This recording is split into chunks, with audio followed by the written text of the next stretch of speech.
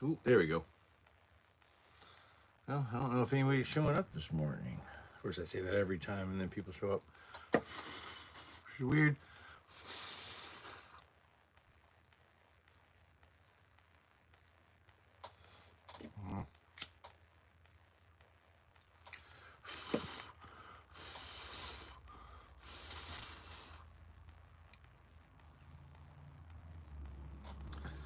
All right, almost.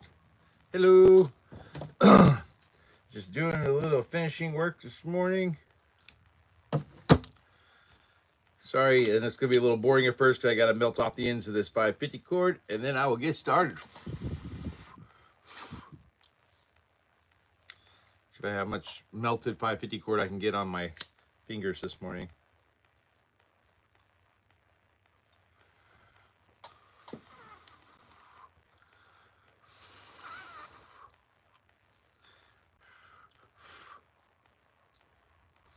One more. There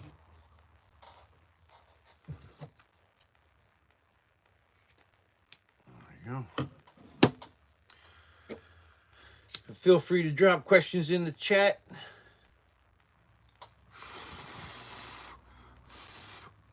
Last one, and then I'll start cording stuff up.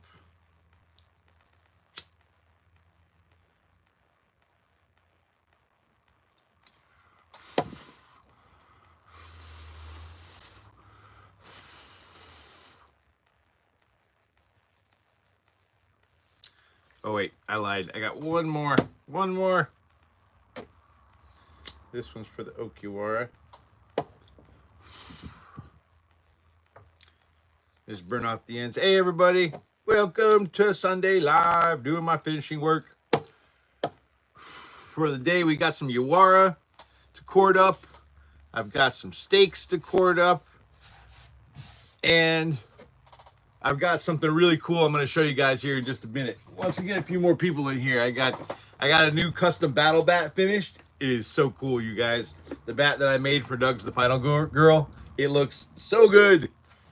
Came out way better. Like, seriously, I got in there this morning, and I was like, I really thought I had like a 50-50 chance of absolutely destroying it. But I didn't. It actually worked. So happy about that. So, first I'm going to get this... the best trans YouTuber. Oh my god, that's hilarious. Oh my god. No, I'm not, but thank you for that. I needed a laugh this morning. So I got this Yawara. I'm gonna get this one corded up. Oh, that's hilarious, man. Thank you for that. Thank you for that. So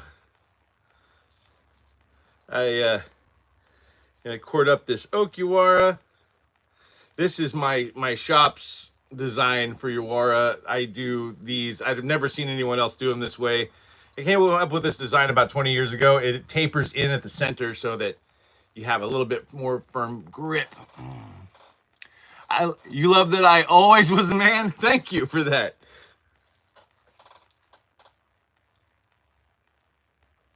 So there we go.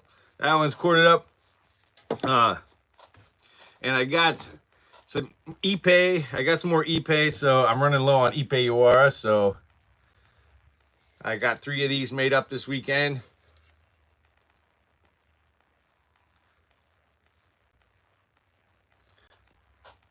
But real quick, before you guys disappear on me, because I know some of you are probably going to come in and come out, let me show you my new battle bat that I just got finished for Nugs, the final girl. It's going to get shipped out this week. It's the Ipe one. Be right back.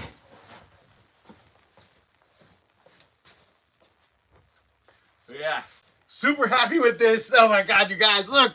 It's got freaking gigantic spikes. It's for Nugs, the final girl. She wanted a custom battle bat, and so I make these, and I've been working on this one for the last couple weeks, and it's finally done. Got like lights out meatball on one side, Nugs, the final girl on the other, and gigantic spikes all around. So that's gonna get shipped out to her this week. Y'all are the first people to see it because I have not really done a final photo or video of it yet. Yeah, it was good times. I really enjoyed making that one. It's the first time I've done spikes like that with the nails, and I was only about like 50% sure it was going to work the way I wanted it to, but it did. It totally did. I was as surprised as anybody that it worked. All right. Yeah.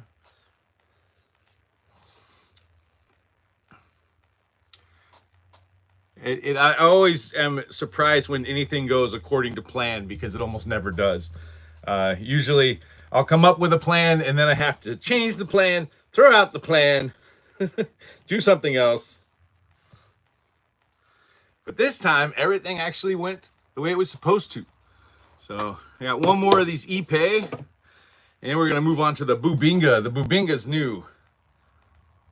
It's a new wood that I'm working with. I don't normally get Bubinga, but one of my vendors, the guy that I buy the Ipe from, had some nice Bubinga cutoffs. So I made some Yawara out of those. I think I'm going to stick with gold. Gold seems to look better, I think, with some of these darker exotic woods. What is that? Sorry, my eyes are terrible. Imabet? Is that how I say that? I have no idea. Hey, Lala. Welcome. I'm very good, thank you. So this is Bubinga. It's a really pretty wood.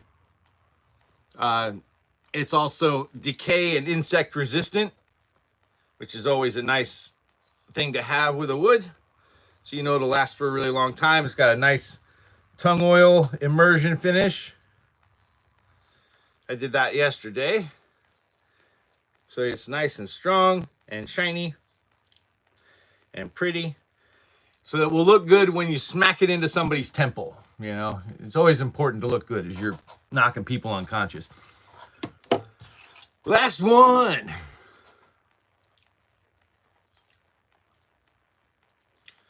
Yeah, I was really proud of that. I'm really proud of that bat that I did for Nugs. Like I said, it's the first time I've done it, so I'm always surprised, especially when it's the first time. I'm always surprised. Hey, Vanessa, how are you? Welcome to my finishing work party. We're just cording up some Yawara right now. If anybody has any questions, feel free to drop them in the chat. I mostly do these Sunday lives to help me be less bored while I do my finishing work because it's a little tedious, but it's got to be done so that everything looks nice. I'll be right back. I'm going to go put these up. And then I'm going to come back, and I've got a Buffy / Sinners stake I got to cord up the handle to. And I got these stakes here. I got 3 of these that I'm doing a set of. I'm going to do the handles on those. Got a couple of Nightwing sticks here I'm going to work on. And I've got a Monkey King cudgel that I got to cord wrap the middle of. So we got a lot going on this morning. This is probably going to be a long live this morning. You're very welcome, Vanessa. Thank you for hanging out with me. I'll be right back. Give me like 60 seconds.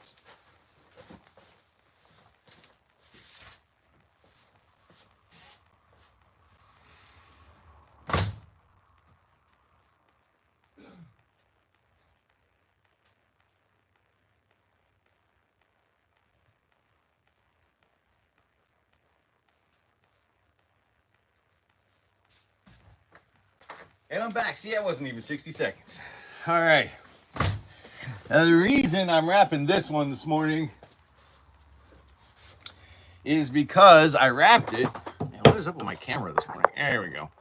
It's because I wrapped it, and for some reason, the cord wrapping came loose. I'm not sure what I did wrong there, but I wasn't going to sell it that way, so now I got to re-wrap it. Wrap it up. All right. Ohayou gozaimasu.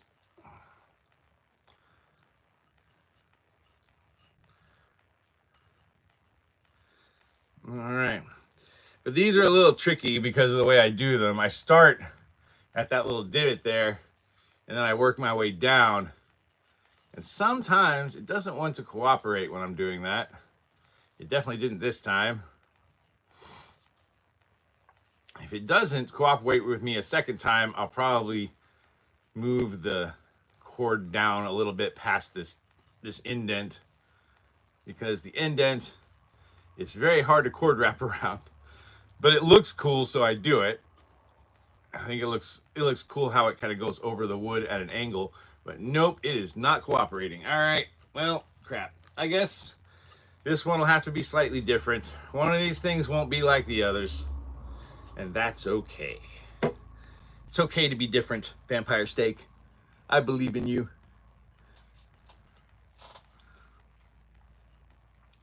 So yeah, this one, I normally sell this as a Buffy the Vampire Slayer steak because a lot of her steaks were made out of furniture, which I always thought was funny. It's one of my favorite things actually about the original movie, Buffy the Vampire Slayer. In like the final fight where the vampires attack the prom, it's my favorite moment is that like she has this bag full of steaks and she keeps going through the steaks and it keeps being weirder and weirder stuff until she gets to the final boss, and the last steak she has is just a ruler that she sharpened, like just a 12-inch ruler, like that she had in her bag for school that she sharpened. That's what she stakes Pee Wee Herman's character with, or Paul Rubens' character.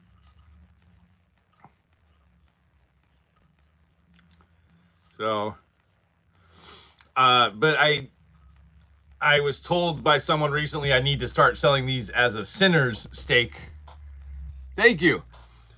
Because in Sinners they do the same thing. Like when the vampires come in Sinners, they start breaking up furniture. So I don't know. I don't remember them cord wrapping the handles of anything though, so I'm not sure if that really tracks as well as they think it does, but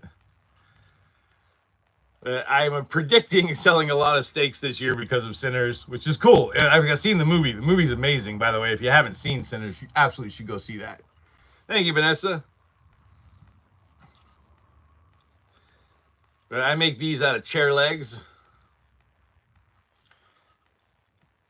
And then I stain them and cord wrap them and distress them. I'll have to re-distress this one since I'm putting a new handle on it. And then after this, we're going to do the other 3 steaks. Gosh, this takes so long.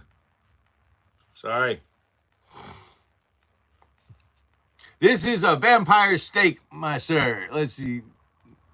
I can't say that name. But yeah, this is a vampire steak. I make props and practice weapons. It's kind of what I do in my shop. I make practice weapons for HEMA, Boohurt, SEA, and also like Japanese and other Asian martial arts. And I also make props. I make stakes and battle bats. Matter of fact, you just missed it. I showed my my newest battle bat earlier. I'll bring it out again once I finish this and show you guys.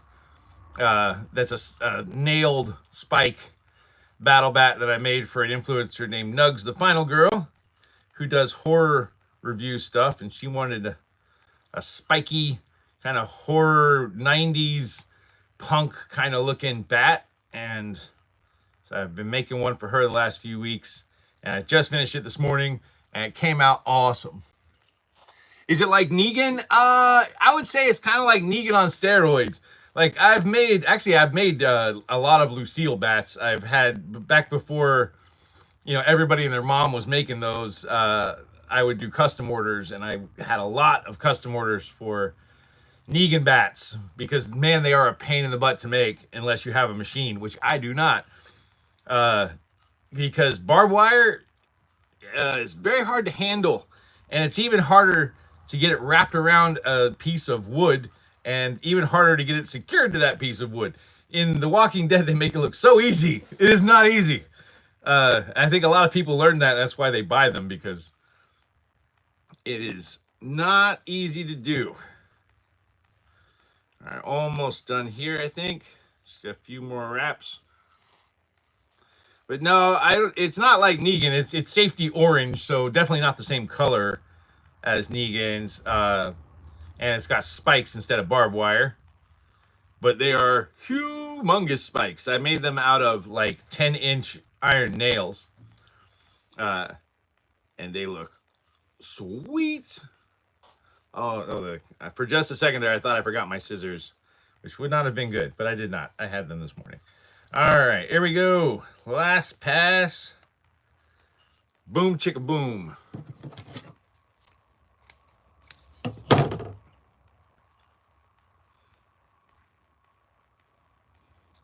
God.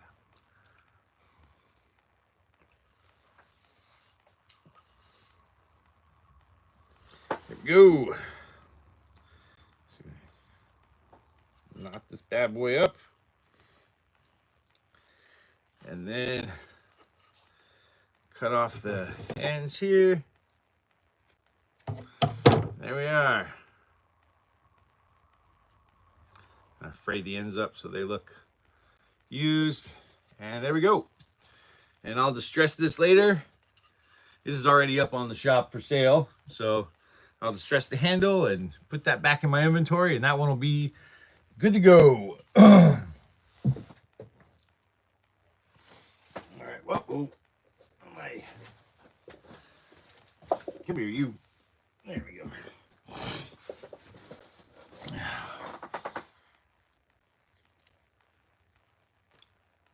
Oh, I don't care if I get likes, but thank you, Vanessa. Give me 1 second. I'll show you the battle bat. I already showed it earlier, but I'll show it again. I do not mind, because, man, I love this thing. So, yeah, this is the Nugs the Final Girls bat. It says Nugs the Final Girl on one side and Lights Out Meatball on the other side. So, yeah, it's safety orange. Got a baseball bat tape wrap. And it's safety orange with a reverse stencil so that the letters pop. I used to do stencils, but the problem with stencils is they don't really show up on camera well. But a reverse stencil works a lot better on camera because you can really see the letters. It makes the letters pop out way better. But yeah, super happy with this one. This is crazy. I think that's probably the second craziest bat I've ever made. I think the craziest one I ever made had a machete blade on one side and spikes all around it.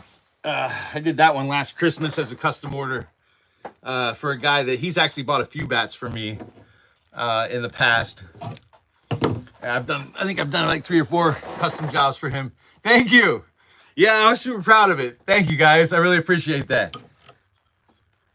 I really worked hard on that. I've been working on it for about 3 weeks. So like I was telling the chat earlier, I had about 50% confidence in whether or not that was going to work. So, but if you're looking to check out any of this stuff, anything that's not already on the shop will be on the shop later today. You can find me on eBay is probably the best way to find me. I do have a website, warriorwoodandprops.com. Mostly I use that for custom orders and made to order stuff. But all of my items are on eBay. My shop's Warrior Wood and Props on eBay. Honestly, if you just search for Yawara or vampire steak, you'll probably find my shop, because I think I probably sell more of those 2 items than anybody else on eBay.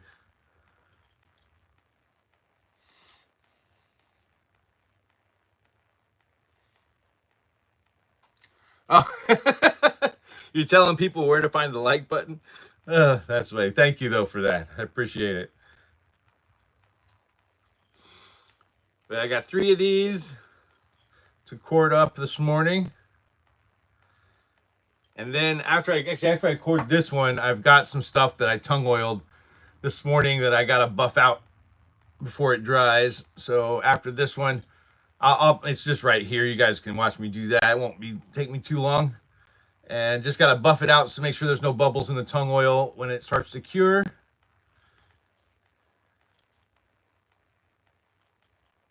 All right, come on, you.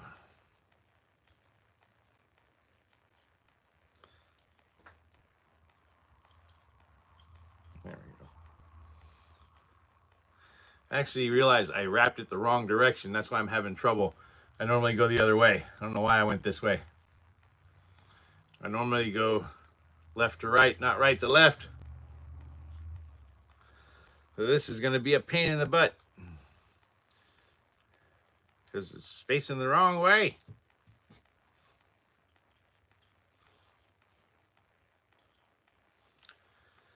I think I'm going to make these different. I have different kinds of cording. I think I'll make each one of these a different cord.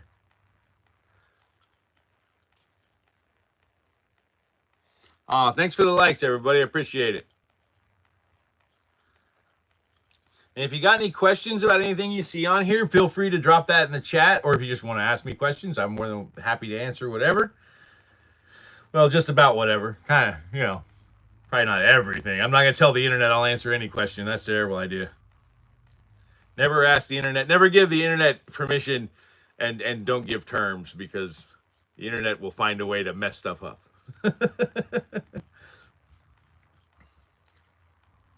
My favorite tongue oil, you know, I have two different tongue oils that I use. I have the Minwax tongue oil. I used that one on weapons because it's already been diluted, so it tends to absorb into the wood faster. And then I have some 100% tongue oil that I use. I use that on the tips of stabs and Joe stabs and Hombo. Anything that I feel like needs to be reinforced at the striking end, I do an immersion in that with whatever it is. Sometimes with bokin, depends on what the customer wants. But so I'll immerse it in 100% tongue oil for about, I don't know, like 5 minutes. I'll let it sit, and I'll pull it out, wipe it down, and then I'll finish with the Minwax. You love goldfish? Like the crackers or like the actual fish? Like, are we talking about like aquatic animals, or are we talking about food here? I'm fine with either. I think everyone loves goldfish. I feel like, I don't know. I feel like everyone ate that when they were a kid. It's like the easiest like snack to make for a child when they're little.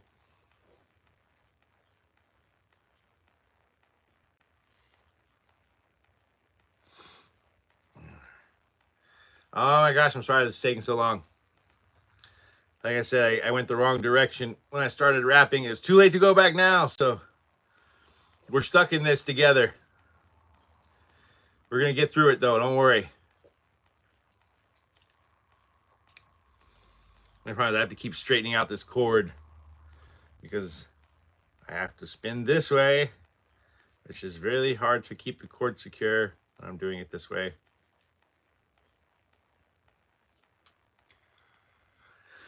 Oh, let's see.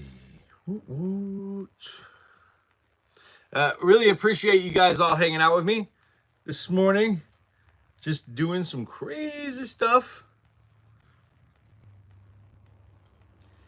And I do this every Sunday, or I do my finishing work. I also go live on Saturdays, usually a little after, sometimes between like 12:30 and 1:30 usually. Once I'm done making all my projects for the day, while I stain and tongue oil everything, I go live. So you can, as again, it's kind of tedious, and I've had a lot of people, not everybody, but I've had some people ask me to live stream when I'm making this stuff, but it's probably, that sounds good, but when I'm making stuff, I'm running a belt sander, 2 air scrubbers, you know, a shop vac, and that's pretty much all you can hear the entire time.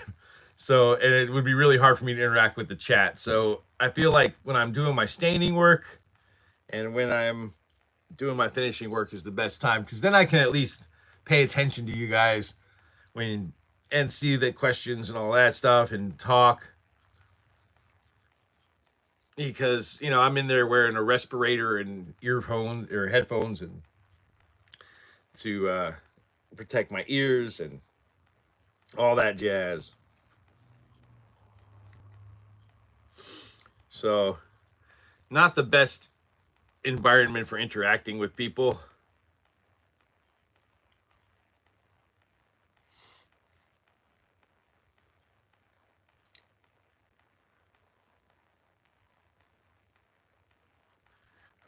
Almost done with this one, finally. Oh my god. Oh my god.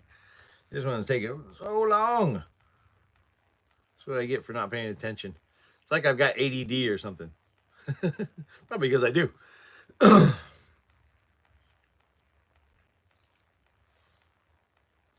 Almost there. Just a little further.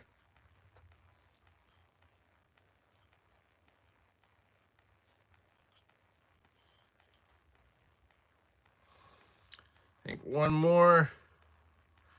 And we should be good.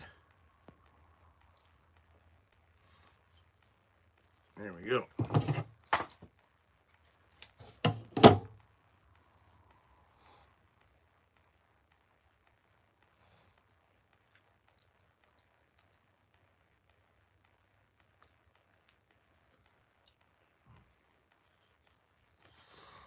There we go.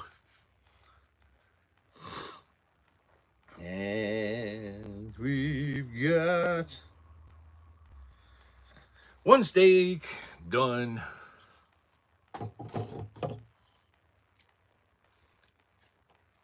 There we go. And now you're ready to get out there. You get out there and stake vampires at your heart's content. Please don't actually stake anyone with my stakes, by the way. Because while vampire stakes and wooden stakes kill vampires, oddly enough, they also kill people. So please don't stake anyone with my stakes, please. Which, actually, I wouldn't stake anyone with these anyway, because these are pine. If you guys want to, I think I've talked about this almost every time I do stakes, because it's one of my favorite parts of vampire lore that no one ever talks about, is that you cannot, or you should not, stake a vampire with an evergreen wood, like pine. And the reason is that evergreen wood is associated with immortality. And so in the old lore, the idea was you don't want to stake an immortal being with an immortal wood. So, which is what they considered pine, or any of the evergreen trees. So you don't want to, you always want to stake a vampire with something that's not an evergreen wood, because those are considered like symbols of immortality. That's interesting. It's always interesting to me. It's one part of vampire lore I've never seen in any movie. I've never seen them use that, which I would love to see it used. The old lore says that it won't kill them, and it's possible it will make them stronger. So you definitely don't want to use it. I think for these other two, I'm going to use black and green jute cord. So that way you got like a variety pack. I don't know. What do you guys think? Would it be better? Is this my first time being on live? No. I do this I've been doing this for probably a month or so, probably a month and a half, something like that. Every Saturday and Sunday, I go live. I've been doing the Saturday lives for like probably just a few weeks. But the Sunday lives I've been doing for a little over a month. Not my first time going live. I know it probably seems like it because I'm not very good at this.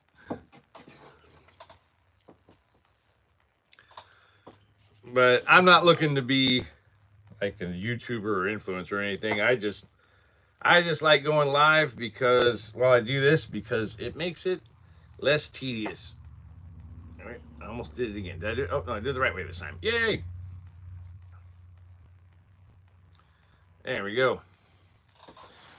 This should be easier.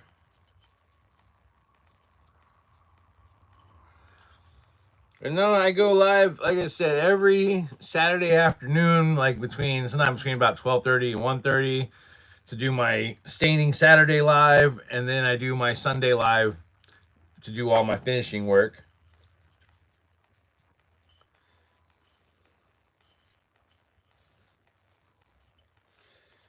Yeah, I don't know. I think doing 3 different cord wraps is a good idea, but I don't know. Some people might not like it.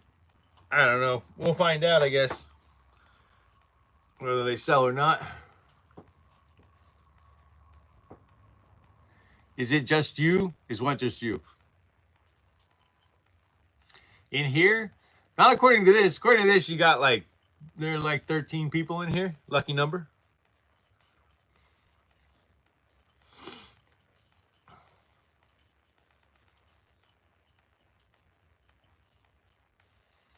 Oyster crackers, Mixmaster Mike, really? Yeah, I mean, there's nothing wrong with oyster crackers. I think it, like probably most toddlers though, if you gave them oyster crackers instead of goldfish, you'd have a mutiny on your hands. But I like oyster crackers. I don't know if I liked them as a kid though. I don't even remember eating them as a kid. Ooh. There you go, second steak. Definitely going faster than the first.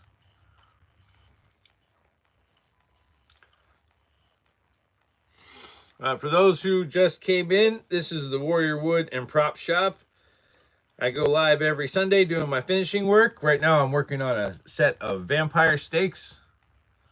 Just giving handle wraps to them. I've got 3 of these. They'll be selling as a set. On eBay. And then after I get done with these, I've got some rattan Nightwing sticks that I'm going to be cord wrapping the ends of, and I've got a Monkey King cudgel that I'm going to be cord wrapping the center of. Uh-oh. This one might be close. I'm running out of cord. I think it should be enough though.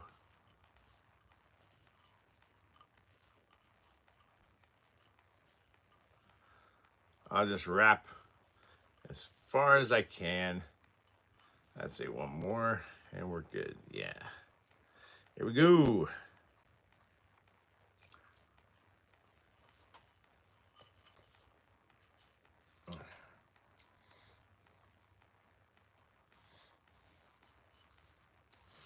And we got another one.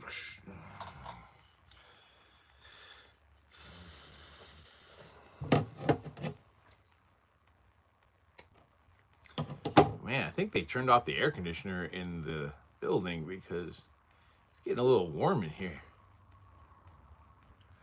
There we go. I got a second one. Now I got one white, one black, and we'll do one green.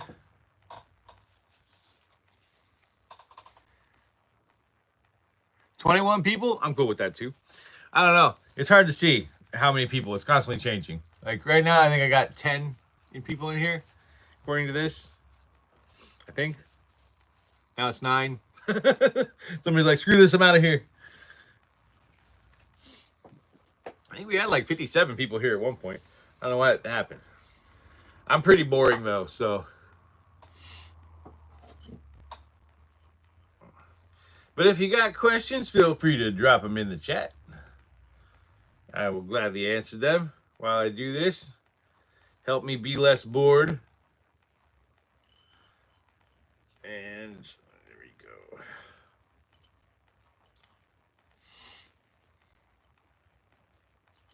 Now you can see. You can see. Wait. Now you can see what? What could you see? What could you not see before? Let's see. There we go.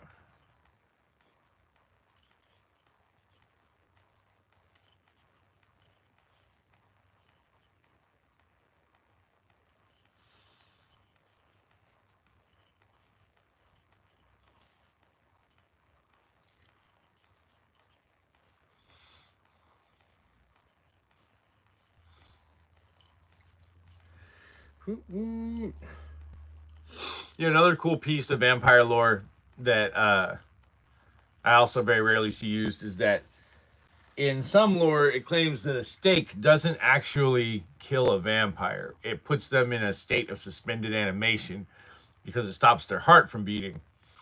And it says you should never pull a stake out of a vampire, because if you do, the next time they're hit by the light of a full moon, they will regenerate and come back to life. So good to know. Don't do that. If you stake a vampire, never pull the stake out, and make sure you bury them or incinerate the body, because you don't want the vampire to regenerate under the light of the full moon. Don't ask me why the full moon. I have no idea. Yeah, I know. Like, so, fun fact, I have a master's degree in English with a focus in world mythology. That's one of my other jobs. I write books. I write mythology books for Penguin Random House and DK Publishing. And so I'm kind of a mythology nerd. Actually, I'm not kind of a mythology nerd. I am a mythology nerd. I am the mythology nerd. So, yeah, I always find lore funny because some of it, I think, comes from weird stuff. Like, for example, the Chang-Chi, which is kind of like the Chinese vampire. Chang-Chi means hopping corpse because they can only hop for some reason. Because of rigor mortis, I think. They can only, like, hop around until they get older. Like, the older they get, the better they move and the stronger they become. And their hair gets more and more white. Like, if you find a Chang-Chi with all white hair, it means they're extremely powerful. And the Chang-Chi, I love the ways to kill them are hilarious. Like, you can kill them with loud noises. You can also make them leave you alone by beating them with a straw broom, which I find hilarious.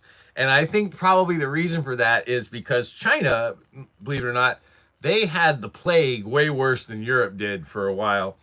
And usually when the plague is around, people who are dead and people who are not quite dead yet end up buried together. And I think what would happen is probably some people accidentally got buried alive, dug themselves out of their graves and tried to go back to their families. And their families were like, oh my God, it's a Chang-Chi, because, you know, they thought the person was dead.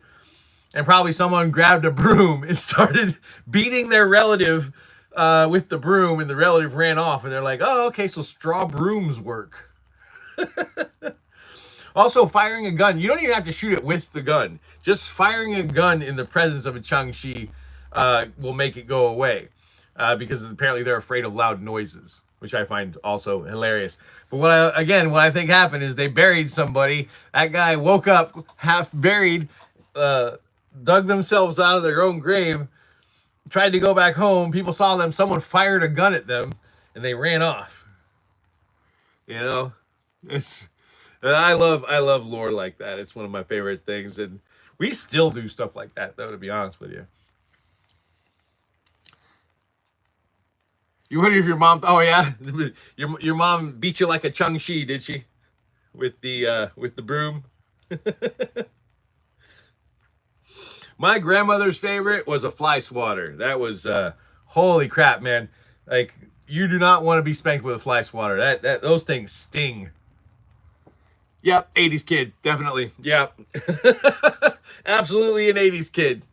My grandmother always had like the weirdest disciplines. Like, her disciplines, like we were in church, for example, she would not spank us in church.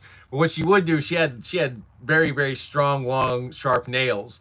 And so she put her hand on your leg, like she was just patting your leg.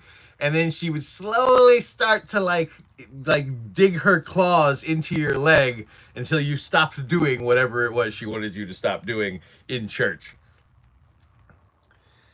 The fly swatter, yeah, that was her go-to for the spankings.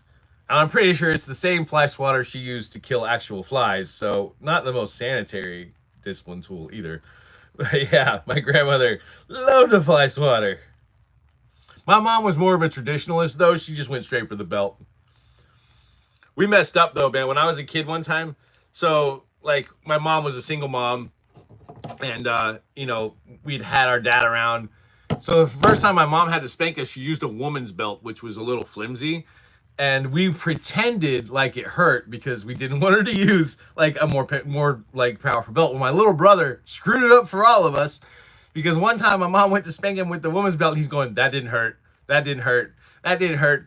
And because he did that, my mom went to the store and bought a super thick leather man's belt, brought it home, hung it on the doorknob. My older brother and I were pissed. We were like, thanks, dude. You screwed it up for everybody. Hey, Noah. How you doing? Oh, yeah. It must be in their blood. I don't know. Was your granny Irish or German?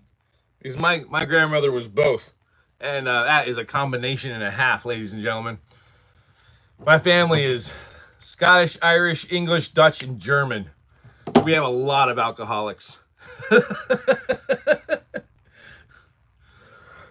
Excuse me. German, French. Oh, that's an interesting combo. You got the World War II combo. You got the Axis and the Allies.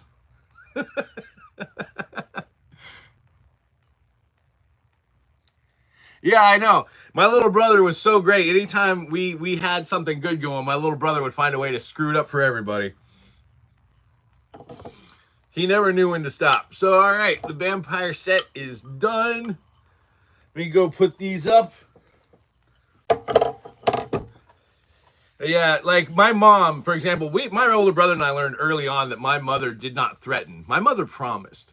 So, like, if my mother said, like, hey, if you guys don't stop, I'm going to pull this car over and spank everybody, we knew that was it. Like, mom was up to here. Because that was, like, this was, like, our parents back then used to do this thing where they were like, I've had it up to here, up to here. But if they got up to here, that was time to stop. Because, like, they're full. They're full when you get to there. Anything past this was a beat down back then. So we knew once our mom said that, that was time to cut whatever we were doing, cut that crap out. But my little brother had to push it. One time, I remember we were going to the mall. And my mom had to go shop for some clothes for work. She takes us to the mall. Yum, yum, yum, yum, yum, yum. That's funny. She takes us to the mall, and my brothers and I, we're just a menace. We're just being a menace. And so like we're in the car going home, and my mom has just had it with us. And we're in the back seat, we're bugging each other, like, Mommy's touching me, doing that whole thing. My mom was like, if you do not stop, I will pull this car over and I'm spanking everybody. And my little brother, without skipping a beat, he goes, I bet you won't do it. Dude, my older brother and I about lost it. We're like, you did not just say that. She pulled that car over so fast and whooped the crap out of all three of us. My mother's probably going to be really pissed I told that story. All right, I'll be right back. I'm going to go put these up. Give me like 60 seconds or less.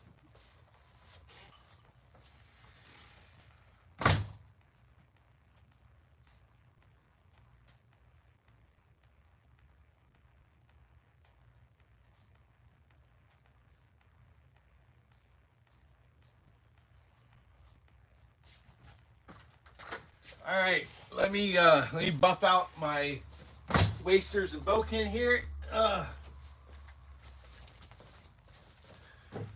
see. Try, my eyes are terrible. Oh, I know. Nowadays, if a mom pulled over on the side of the road and started spanking the crap out of her kids, back then people didn't even bat an eye. Someone would pull over and call the cops. We lived a different time, man. In the 80s, like, beating your kids was kind of socially acceptable. Unfortunately, for us. Now, this is an Odachi Superito bokin made out of white ash. I got lucky with one of my vendors. They had a load of white ash come in a few weeks ago, and I was able to get about 6 really good pieces. This is what I call the Musashi Ore Superito. It's made in the, Musashi Miyamoto was a famous swordsman in Japan. And one time, he was supposed to have a duel with a rival swordsman who was basically considered like the best.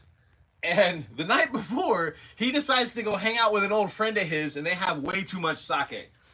So he wakes up late for the duel the next morning. Some people, it's debated whether or not him being late for the duel was actually on purpose. It's kind of like a way to rattle his opponent. But anyway, he wakes up hungover. It's late. He gets on a boat to go to this sandbar where the duel's supposed to go. And he's on the boat halfway to the sandbar and realizes he forgot his sword. which is hilarious to me. Like, a dude was going to a life or death duel and forgot his sword. So while he's on the boat, the boatman hands him one of the oars, and he uses his tanto to make a wooden sword out of the oar, and literally fights this dude with a wooden sword that he made from a boat oar. And he won that fight, by the way. He got a little cut on the forehead, and that was about it. And at least that's what the legend states. I don't know. With Miyamoto, you never know. I think that his story kind of borders the line between history and fiction. But I think that the best stuff always does.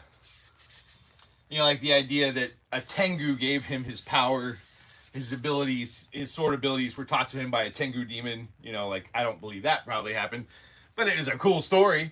And if I was Miyamoto, I would be like, yeah, absolutely. Please tell more people that story, because that's going to scare the shit out of them. If people think I was trained by a demon, they're probably not going to bug me as much. All right, these are buffed out. Let those finish curing.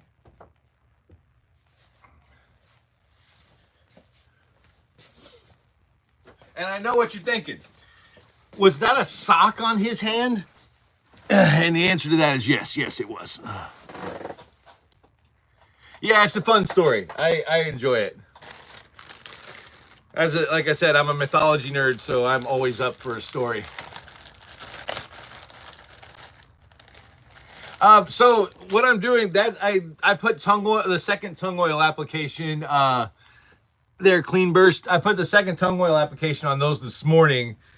And so I just like to buff them out before it completely cures, just in case there are any bubbles or rough spots in the tongue oil. It just gives it a little smoother finish if you buff it after about 30 minutes to an hour after you apply the second coat. When I do the first coat, I'll put the first coat on, let it sit for about 5 minutes, then I buff it and let it sit overnight. For the second coat, I'll put that on, let it sit for about 30 minutes to an hour, and then I will buff it with a cloth just to make sure there are no bubbles or bad spots in the finish.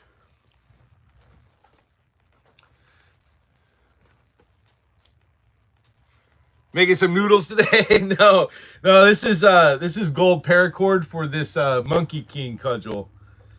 Making noodles today.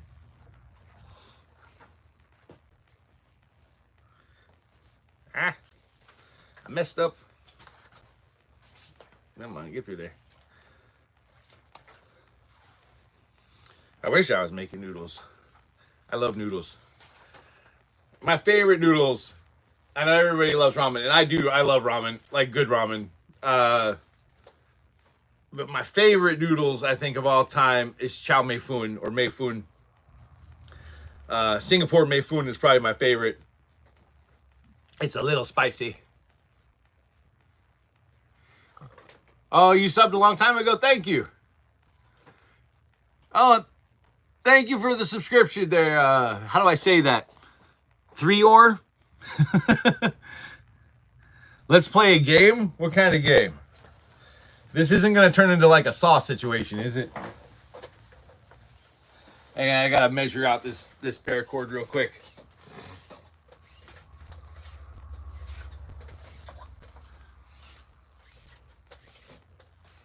But thank you for the subscriptions, everybody. I appreciate that.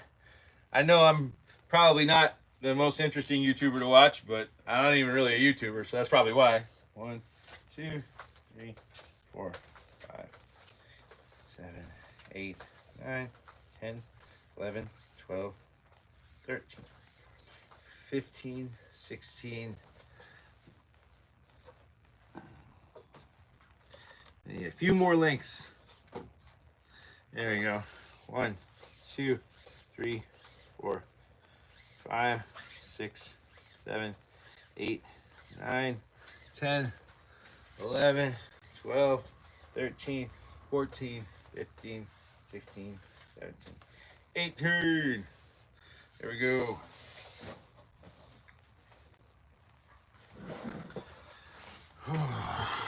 These are a little tougher to cord wrap because they're much bigger.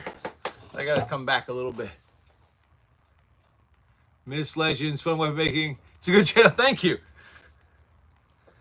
Yeah, I have rampant ADHD and I have a very limited set of marketable skills. My main one is my ability to write.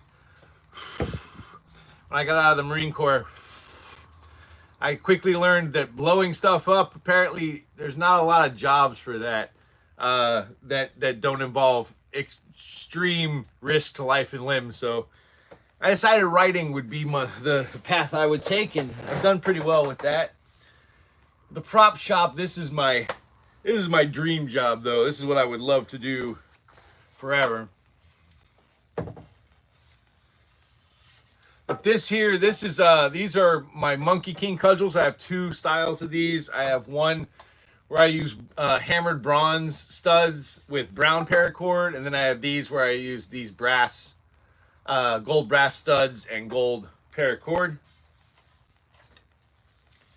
And it's funny though, I've been selling these for a few years, and last year, all of a sudden out of nowhere, I was selling these so fast I couldn't even keep them in stock, and I couldn't figure out why until I was on my PlayStation and saw an advertisement for a game called Black Myth Wukong, and I was like, oh, there's a like really good Monkey King video game. That would explain why I'm suddenly selling a crap ton of Monkey King cudgels. I use a little bit of CA on these just to make sure everything stays where it's supposed to.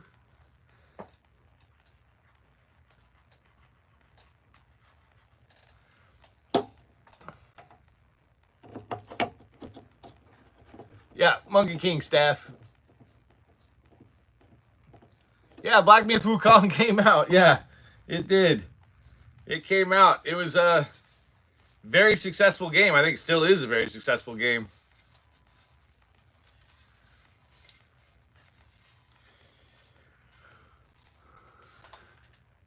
No, you do not need to be a monkey to wield it. From what I understand, any animal with opposable thumbs can wield it. Probably some without opposable thumbs, to be honest. Just got to make sure you have a good grip. Thank you. I love making these. These are fun.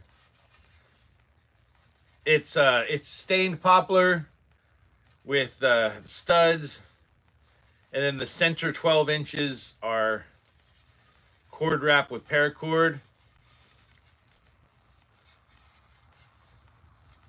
They're not the best, like, probably for actual combat. Like, I think it would work. I don't know how well they'd hold up, but, you know, you can spin them around. You can smack stuff with it. For the most part, it'll hold together, but I don't know that it wouldn't take damage if you were really smacking stuff. Because I don't tongue oil these. If you build it, they will come. That's funny. Yeah, Wukong, Sun Wukong is the Chinese name for the Monkey King. Probably one of my favorite mythological characters, because he is like the epitome of fuck around to find out. Monkey King. Sorry, didn't mean to curse. But the Monkey King, he was one of those characters that, like, in Chinese mythology, that he just keeps getting stronger and more immortal as time goes on. Like, he ate, like, the peaches of immortality. Like, he's the most invincible, immortal creature probably in all of mythology. Like, he ate, like, all the peaches of immortality. He was supposed to be guarding them, and instead he ate them. And then at one point, he goes into the underworld and discovers that there's a book of life and death that has everybody's name in it. So he distracts the guy in charge of the book and finds his own name and erases it from the book of life and death.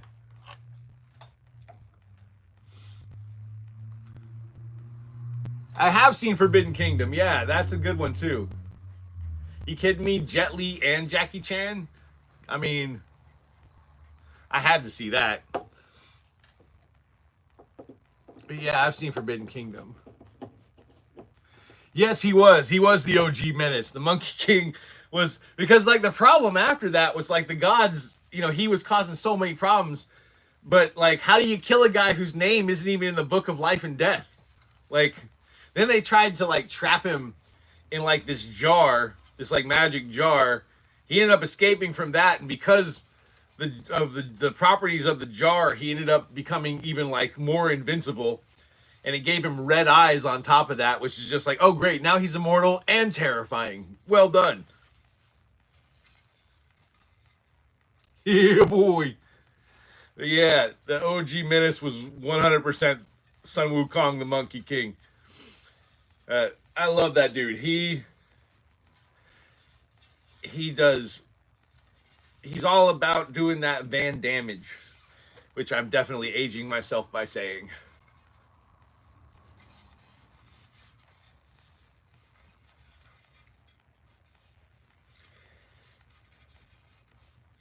But unfortunately for the Monkey King, well, maybe not unfortunately, but eventually he does meet his match when he meets the Buddha.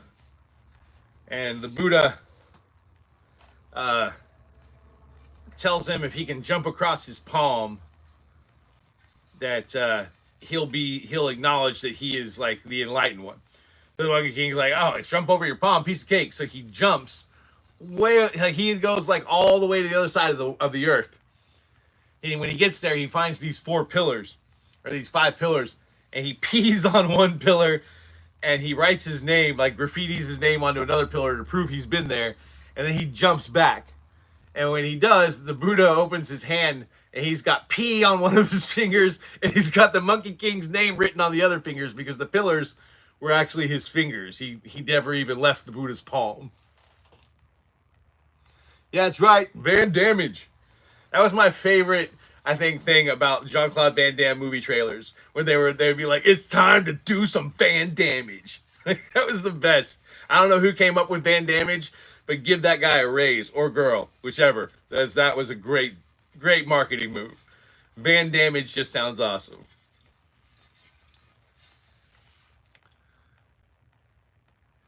Yeah, Bloodsport is the shiznit, dude. I love Bloodsport. Bloodsport, I would say Bloodsport and Lionheart are probably my 2 top Van Damme movies. Thanks for the sub, Noah. I appreciate it. Because, man, yeah, like Lionheart mainly because, you know, it's got almost like a Rocky-esque, you know, underdog kind of story to it that I like. And also just, like, the whole movie is literally like a scene of dialogue and a fight. A scene of dialogue and a fight. Like, there's always fights. You sub. I see that you sub. I appreciate the sub. Thanks, Noah. Oh, why did I do that? Ah, crap. Did I just screw this up? Shit. I wasn't paying attention to what I was doing. I wasn't done yet. I cut it too short. Son of a bitch. Okay, hang on. I'm sorry, everybody. I completely fucked that up. Sorry for the F-bomb. No. I cut it too short. I thought I was done. I wasn't really paying attention to my mark, and I missed it. Crap. Now I've got to redo it. Okay. Hang on. So sorry. I can't believe I just did that. That was a huge waste of paracord. All right, here we go.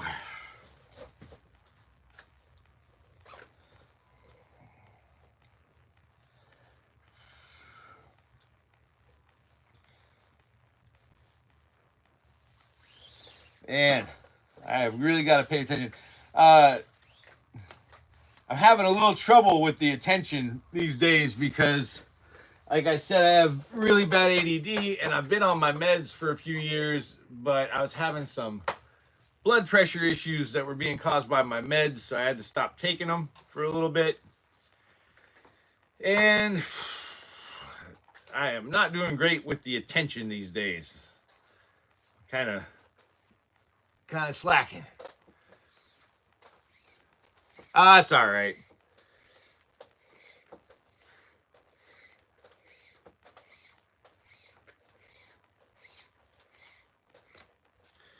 Sometimes there's nothing to be done but to just accept that you completely screwed up and try again, which is what I'm gonna do. All right, let me put this paracord over here. Oh my god, I forgot to put a belt on this morning, and I'm kind of regretting it. I'll stick that there so it's out of my way. All right, folks, let's try that again. Yeah, it does take a long time, but that's all right. But it doesn't take that long. I'll be all right. We'll get this. We'll get it sorted. Round 2, fight. Me against the Monkey King Cudgel that I absolutely screwed the pooch on. All right, let's see here.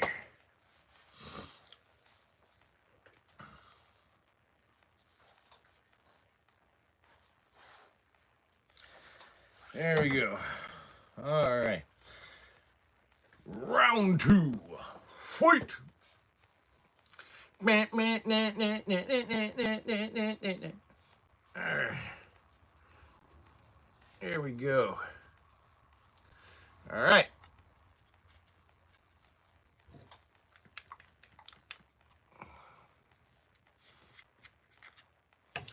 Have to do this again.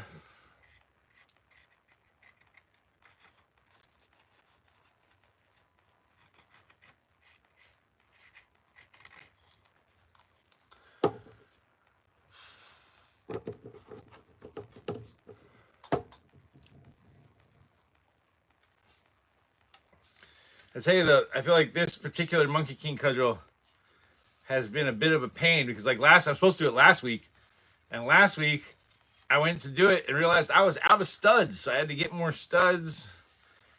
And this week I go to do it and mess up the cord wrap. All right, thanks, Vanessa. We'll be here. I got at least 2 more things to cord wrap.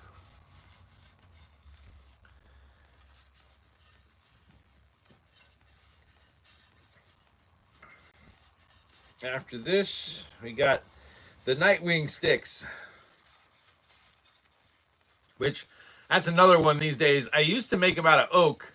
I still have at least 1 set of oak that are up on the shop. But just recently, I was able to get a nice little load of rattan. So I started making them out of rattan instead of oak. And I've only made 2 sets and they've already sold, so I'm making 2 more to put up on the shop. But rattan is a lot more durable especially for a scrimma. Oak will work, but it's a poor substitute. Oh, you were out here last weekend? What's up, Will? Welcome back. They're both. They are drilled and glued. So I drill a hole. Then I put epoxy into the hole. I put the studs into the hole. And then once all the studs are in, I hammer the studs. The holes are not quite deep enough for it to go all the way in. So they're glued and they are hammered in place. They are drilled, glued, and hammered. Yeah, I would hate to, sell one of these and have somebody bump it against something and the studs come out. That would suck.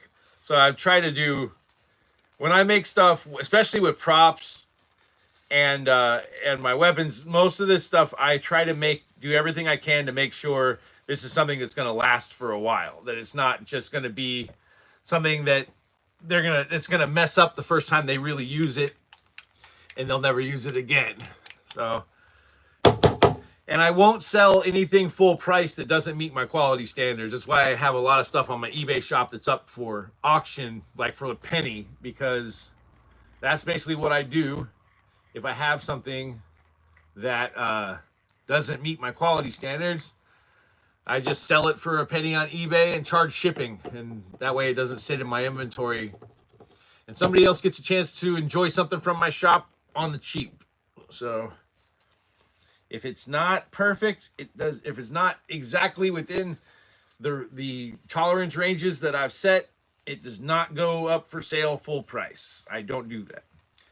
Also, especially when it comes to like my bokin and wasters and stuff that I make for actual martial arts practice, all of my stuff is guaranteed. So if you buy a bokin or a waster from my shop and you go to use it and it breaks when it should not break, I will replace it, no charge. I won't even charge you shipping. I will just send you a replacement. Now, that being said, there are limits. Like if you're out there smacking my bokin against a telephone pole, like yeah, that's like if you're hitting a hard stationary object with it, then yes, it's going to break because any bokin, I don't care what it's made out of, is gonna break if you do that. But in the last 3 years, I've only had to replace one bokin. Yeah, same name for the shop, Warrior Wood and Props. You can go to warriorwoodandprops.com. Also, I'm on eBay. My page is Warrior Wood and Props on eBay as well. Actually, if you just go to eBay and search like Yawara or Vampire Steak, probably my stuff comes up. I'm pretty sure like the first things you're going to see are stuff from my shop because I sell more Yawara and steaks than just about anybody else on eBay. So, but yeah, I've got a lot of stuff on my shop that were like, like test builds, stuff like that, where, something I was trying, proofs of concept that didn't work, stuff like that. Like I've got a Mistborn dagger that's up for auction right now. It's resin, but it looks like glass because they use glass daggers in the Mistborn trilogy, which I'm just now reaching the end of. And I really liked the story, so I've made a few Mistborn props.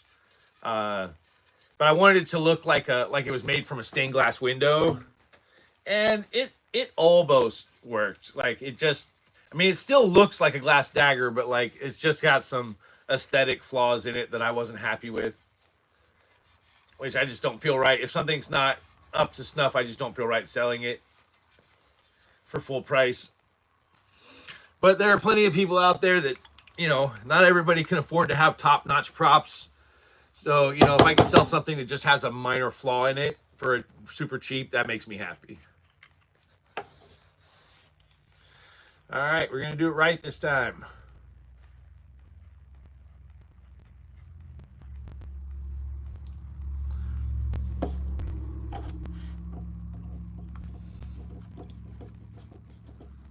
Your brother will like me? Why do you think your brother would like me? Is he into this kind of stuff? All right, there we go.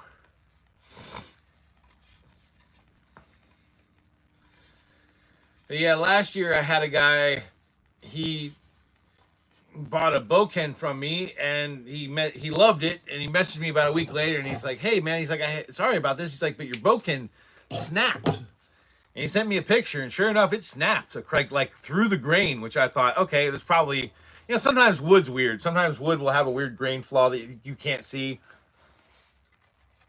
So I'm like, no worries. I will make you another one. So I made him another one, sent it to him. Same thing. About a week later, he gets in touch with me and says, hey, like, I'm sorry, but I broke it again. And it's like, all right, so what are you using it for? And knocking stuff over. And he's like, well, I'm just hitting my striking dummy with it. And I was like, could you send me a picture of your striking dummy? And the guy's using like a striking dummy made out of like metal pipes with no padding on it that's like cemented into the ground. And I'm like, dude, yeah, you have to pad your striking dummy. Like hitting a person and hitting a striking dummy that is embedded in the ground are two very different things. A person like gives when you hit a person. So you gotta, if you're gonna use a striking dummy that's like stationary, you gotta pad it. There's no way any bokin in the world is gonna stand up to that. And also, he tells me he's using it for armored combat practice, which he bought instead of buying an armored combat bokin, he bought Japanese kenjutsu bokin. So I told him, okay, I will make you a broadsword bokin. So I made him a broadsword bokin or waster, and he's been fine since then. Hey, Noah. But that's the only time I've ever had anybody have any issues with my wasters or bokin. They stand up. I make them for people that actually do this stuff for competition. There we go. There's our Monkey King Cudgel. Whoop, whoop, whoop. See if I can do this without causing issues. But there we go. Put this over here. Oh, actually, wait. I'm going to put that in my inventory room. I'll be right back.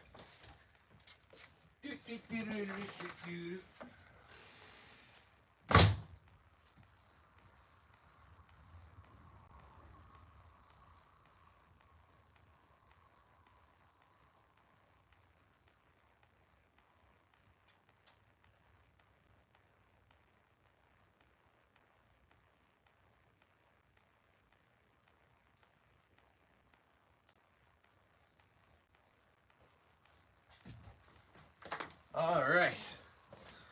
So that is it for the gold.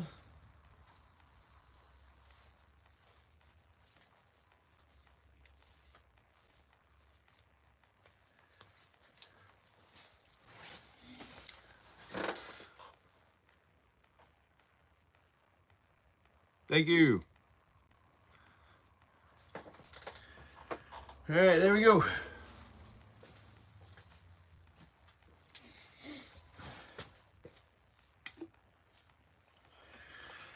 And now we got our last couple of projects for the day. Hey, is there anybody in the chat that hasn't seen my new battle bat yet? Because I am more than happy to show that off again. Oh, the Purple Heart Gladius? Yeah, those are cool. Or the Red Oak Gladius. Probably the Red Oak Gladius, yeah.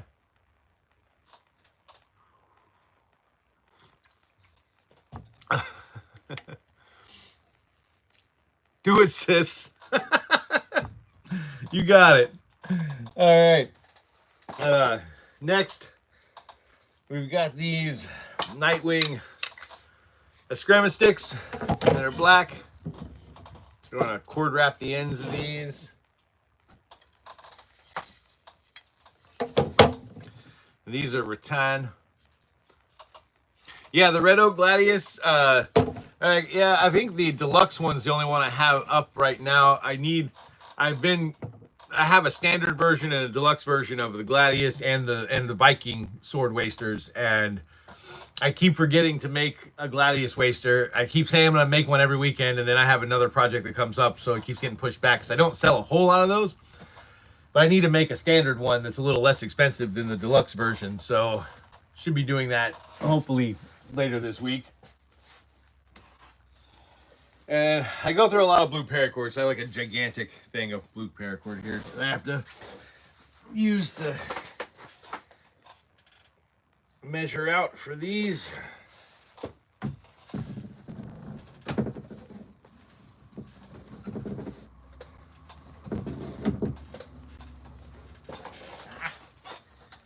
I have got to get I got to make some kind of holder for this.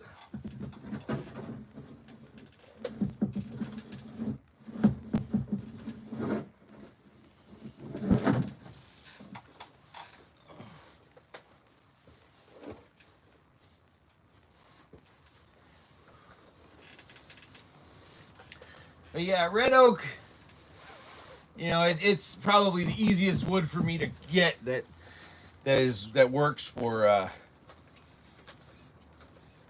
sparring weapons. Man, it sounds like it is storming outside. I don't know if you guys can hear that.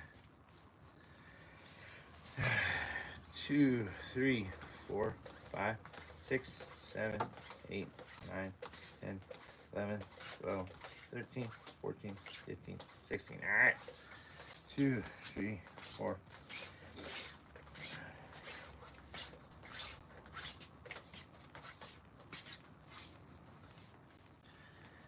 Woot woot.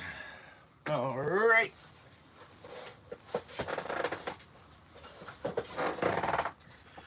But yeah, and I also do custom orders.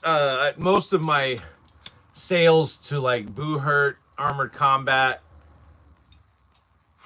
SCA, and HEMA guys, most of those are customs because they usually have a competition weapon that has specific dimensions, and so They'll send me the dimensions of their competition weapon, and I will make a wood equivalent of that.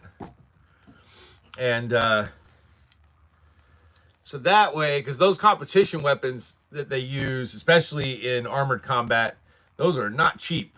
And, you know, they'd rather use one of my wasters and mess that up than break their competition weapon. Because if you're going to break your competition weapon, you pretty much want to do that in a competition. You don't want to have to bow out of a competition because you broke your competition weapon while you were training. That's never a good thing. So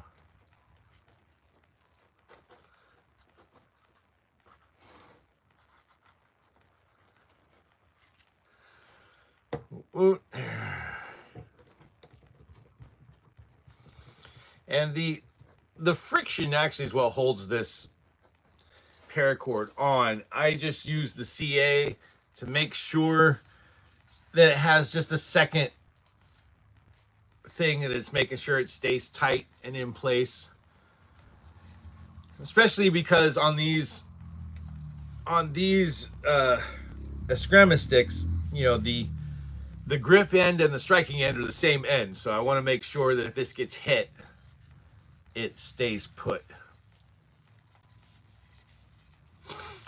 And these are my Nightwing eskrima sticks. At least I call them the Nightwing inspired, because I have to say inspired to avoid getting into trouble with copyrights and that kind of stuff. But they're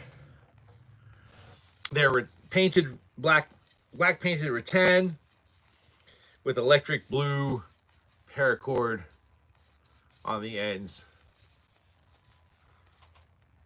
Hey, thanks, Yawara. I appreciate you hanging out with me. Take care. Have a good day.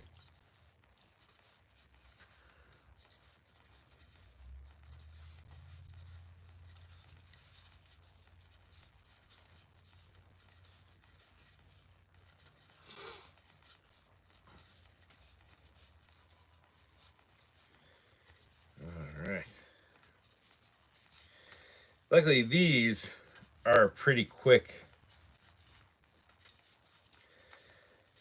to do. They're not super hard to cord up.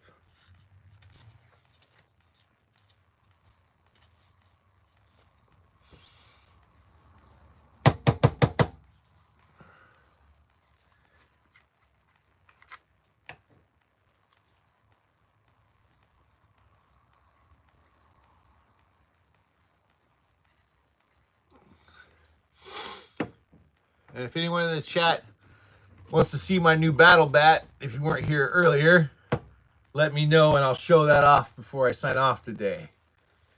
Because I definitely want to show off that battle bat. This is the first group I've shown it to on this live here.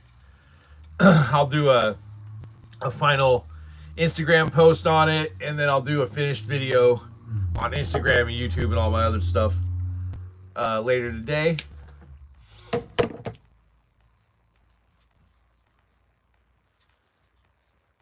My Nugs the Final Girl battle bat. That's a custom job for a really nice lady who does horror movie review type stuff, called Nugs the Final Girl.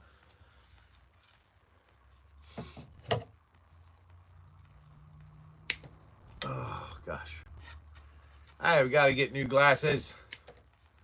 I have such a hard time focusing these days. Where'd my lighter go? Oh, there it is.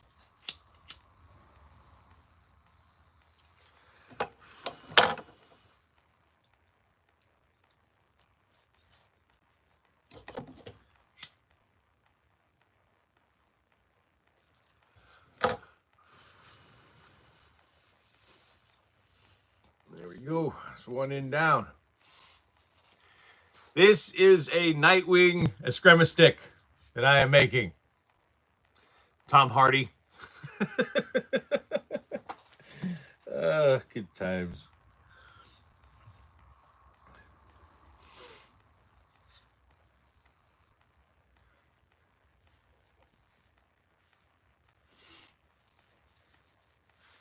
All right.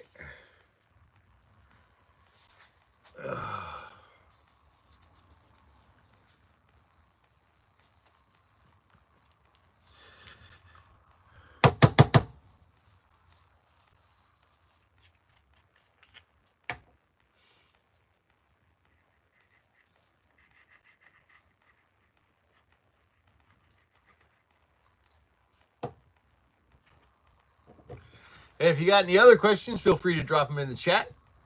I'm just finishing up this these last 2 sets of Nightwing sticks and showing off my new battle bat that I just made.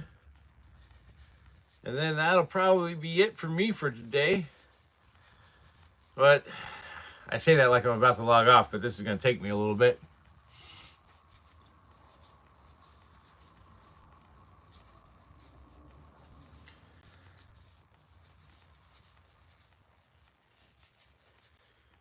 Got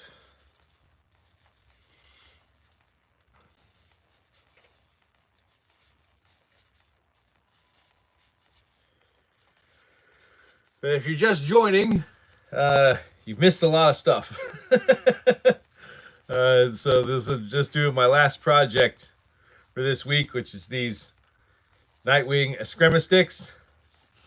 The first set of these I made was actually a custom order. The guy had bought a set of my oak ones and he really liked them, but he's like, I actually want to be able to use them like for my Kali Eskrima class. So could you make me a set out of rattan? So I made a set out of rattan. I made 2 sets because when I do customs, I try to usually make 2. Not always, but sometimes I make 2 just in case I mess one up. And the second set sold pretty quick, so I figure I might as well make these a permanent item in the shop. Because they look nice, even if you're not a Batman or Nightwing fan. I think they look pretty cool with the blue and the black.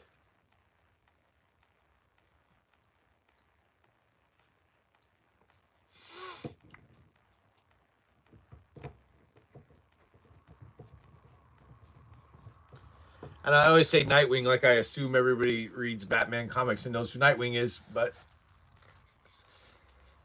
I'm going to continue doing that. All right, one more pass. And we are done with this one.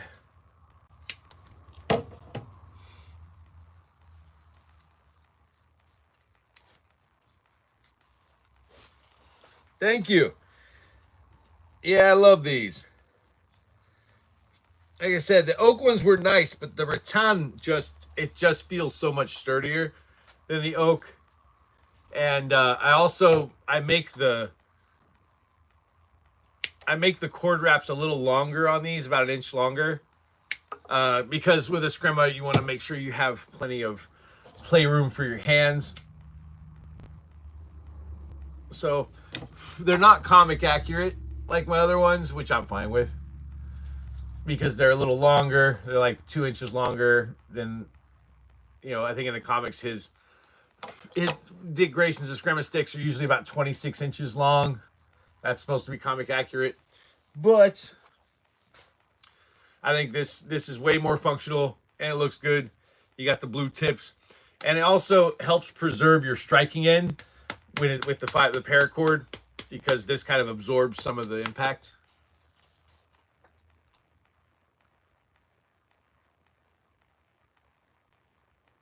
I think you might be in the wrong chat there, man. Thank you.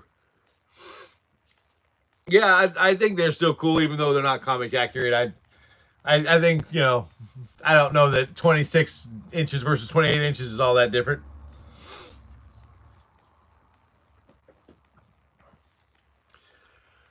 All right, let's go. Next one down.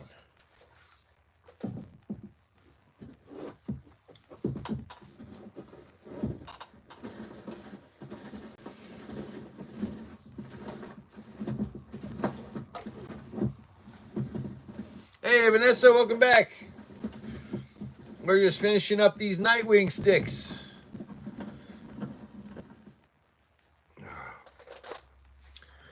Two, 3, 4, 6, 7, 8, 9, 10, 11, 12, 13, 14, 15. That's close enough. Gojira. Yeah, we're making Nightwing sticks in here.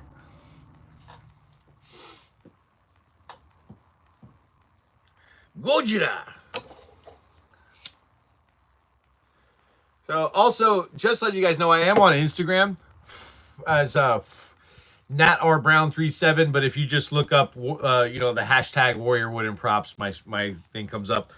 On YouTube, I only do shop stuff, but on Instagram, I also have a horrible bad movie addiction, and I watch bad movies over on Instagram and do little clips of the movies that I watch.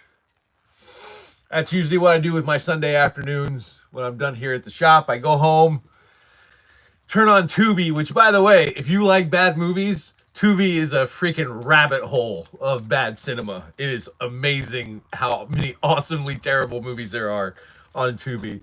I'm not being paid to say that. I absolutely fell down a Tubi rabbit hole about 5 years ago, and I never came out of it. But yeah, Tubi's got all kinds of cool stuff. So when I'm done here on Sundays, I go home, order some lunch, and usually an extremely unhealthy lunch. I think today I'm going to order a Cuban sandwich and donuts. Don't judge me. We have this place in town called Yummy's Donuts and Barbecue, and it is amazing. They smoke all their own meats, and they have donuts. Oh, so good.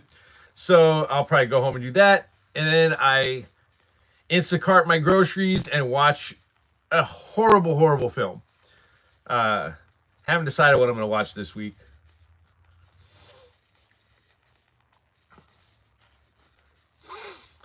But speaking of horrible cinema, I'm a huge fan of the old school kaiju films.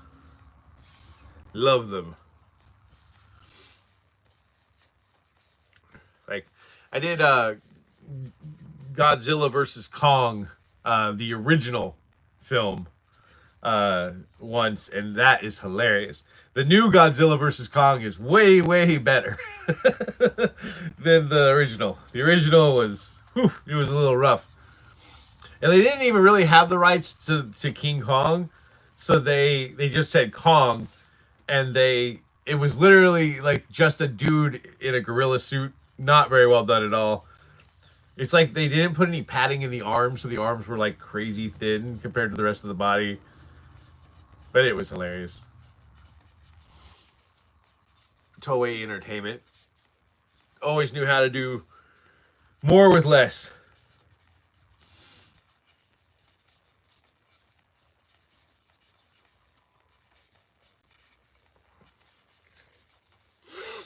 All right, almost there, my peeps. We got one more set, and then we are done. Done, son.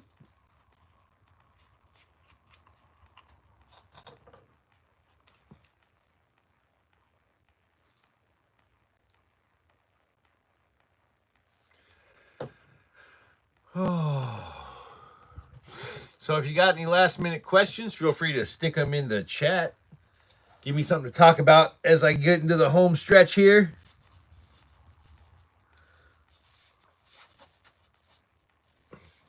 As I can talk. It's another one of my few skills. Unfortunately, not the most marketable one. It was funny. I had somebody comment on one of my videos recently that was I aware that I talk too much? And I'm like, yes. Yeah. I'm extremely aware. Thank you. Yeah. Like, anyone ever told you talk too much? Yes. Yeah. Story of my life, man. People always tell me I talk too much. I'm 47 years old. If I was going to stop doing that, I would have stopped doing it a long time ago. So just, you either get used to it or move on. I'm not changing at this point. I'm not going to suddenly become less talkative at 47.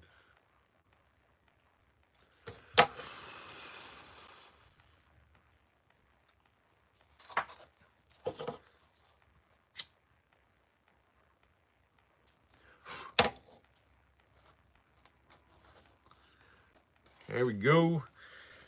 All right, almost there. Last tip.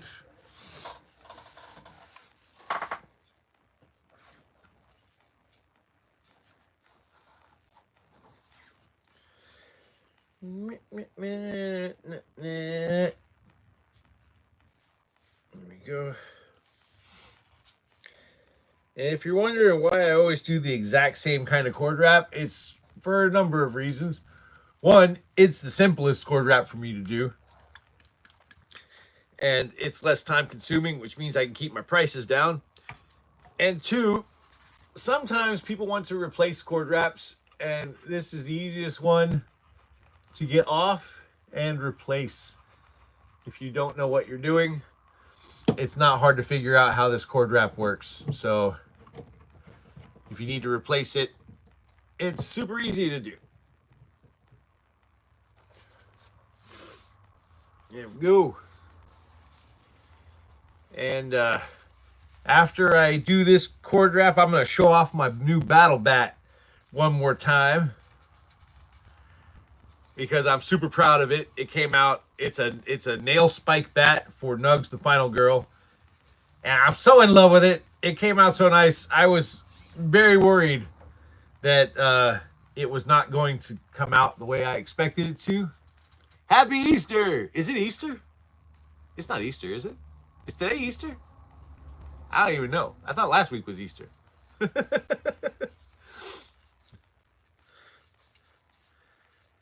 don't know. Don't keep up with it.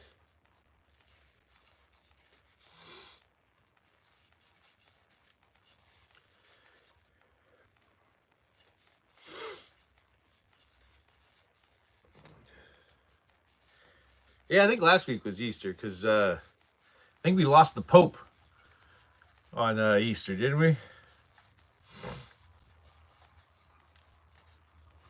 All right.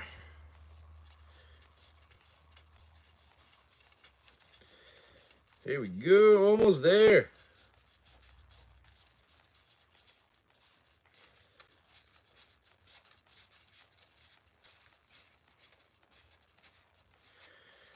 Woot, woot, woot.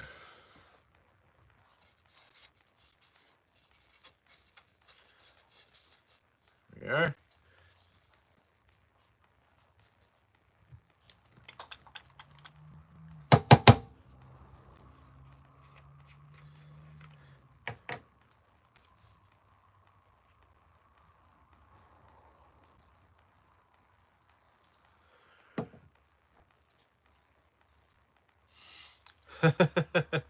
No worries, Vanessa.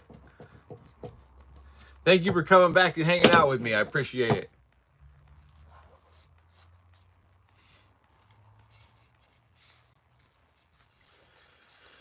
All right, here we go. Almost there. Whoop.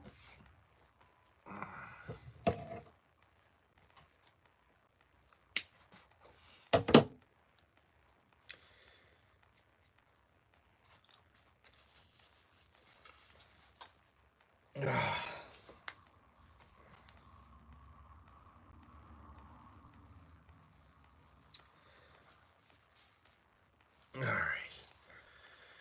Here we go.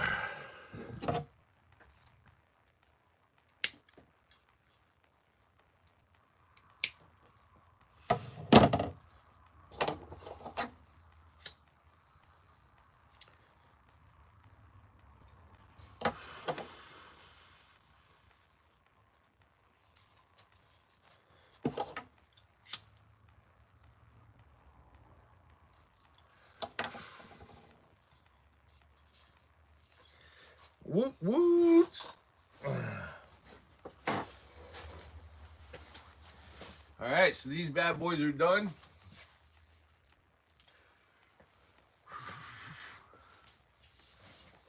Stick these over here. But yeah, this was what I was doing first thing this morning, was hammering these gigantic nails into this bat for Nugs the Final Girl. And yeah, I'm actually super happy with how this came out. You got Lights Out Meatball and Nugs the Final Girl on it. So yeah, super happy with it, with how that came out. This is a custom bat, so this won't be going up on the shop. I will probably be packing this up once I find a box that will fit in. I'll be packing this up and shipping it off to Nugs for her to use on her channel. And she does horror movie review type stuff, so This is for her to use on her channel for photo shoots and promotional materials and stuff like that. I make custom battle bats of all sorts, so if you ever want anything crazy done with a baseball bat, let me know, because I really enjoy making weird shit.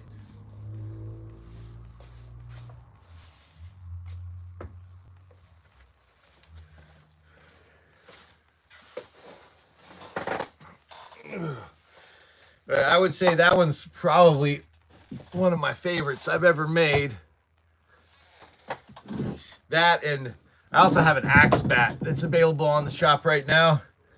That one, I just made it because I wanted to make it.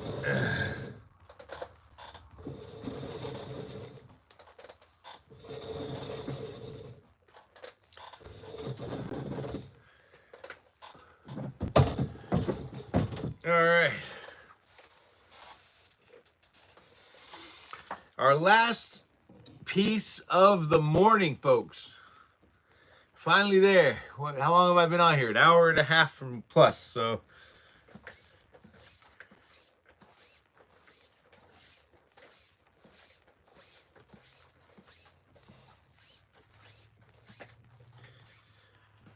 So yeah, getting about that time. I don't even know what time it is. Oh, 9:20. All right.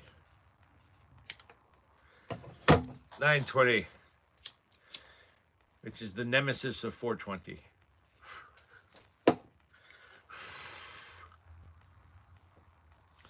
Alrighty. I need some coffee.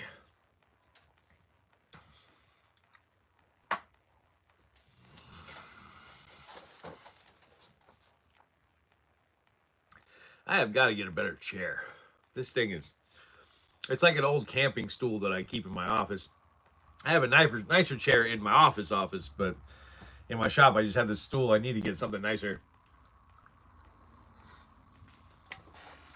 This one starts killing my back after a while. But yeah, this is our last piece, our last two pieces, I should say, of the morning. So if you got any questions, feel free to drop those in the chat. I will gladly answer them. Well, like I said earlier, within reason.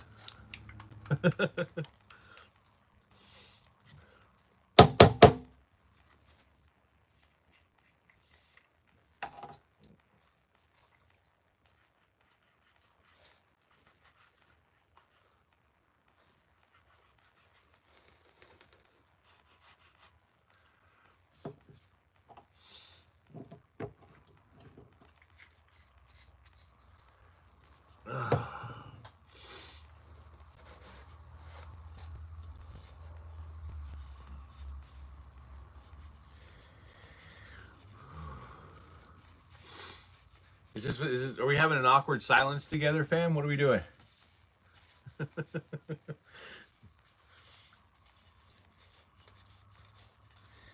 And last set of Nightwing sticks. Woot woot.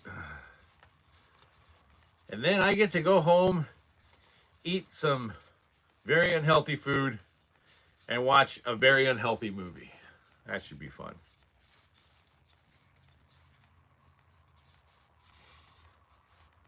Everything I do is cool. Oh, thank you. I don't feel very cool, but I appreciate it. I look like a superhero with these. I would be the world's chubbiest superhero, most likely. But I appreciate that. Thank you. What movie? I haven't decided yet. You know, I've got a watch list. Every time I watch a movie, I feel like I end up adding like 2 or 3 more to my watch list. I've got a watch list of pretty bad stuff. Probably what I lately I've been on a real like 80s and 90s action movie kick. So probably something in that genre, like an 80s or 90s action film. Because the great thing about action films in the 80s or 90s was like the VHS market had really kind of taken off in the 80s and 90s. So people were starting to make movies that weren't ever meant to go into theaters. You know, they direct to video was kind of in its heyday. And man, in the 80s and 90s, they made some of the craziest shit. Oh, Over the Top. Perfect example, except Over the Top was actually meant for theaters because I think Sylvester Stallone might have done some drugs. But I still love that movie. As a kid, I wanted to be Hawk's son so bad. I wanted to go to military school and have a trucker dad, you know? Because that sounded cool as hell to me when I was a kid. I did eventually end up going to military school, though. Never did get the trucker dad. And military school wasn't nearly as fun as I thought it was going to be. But it still was a good time. It was a good experience for me. And I did not go voluntarily. Michael, like the Archangel movie with John Travolta. I don't know, man. Like, here's my thing. Like, it's one thing, like a bad movie I'm cool with. My one pet peeve with bad movies is if they bore me. And I don't know, man. Michael, I just found it kind of boring. I mean, it's a silly premise. It's a very badly made movie. It's got a few funny moments in it, I think, that are worth checking out. But I was not super impressed with the fun level of Michael.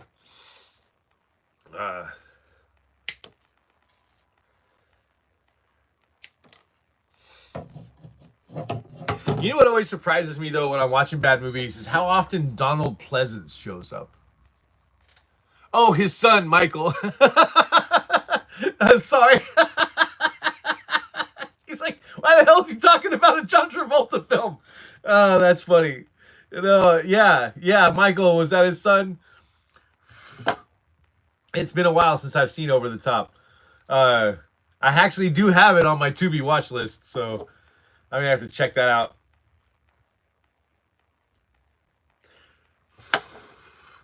But my favorite thing about Over the Top is that, like, they tried to convince us that, like, there was some, like, crazy world where you had, like, truckers who competed in arm wrestling competitions. You know, like, even the prize for winning the arm wrestling competition was a truck. Like a semi-truck. So it's just, I always thought that was so funny.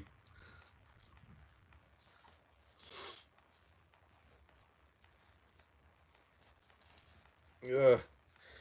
But you know what, though? One thing about Over the Top, however, that you cannot deny is absolute fire is the soundtrack. Like, Over the Top, it's got an absolute fire soundtrack, man. I highly recommend checking that out.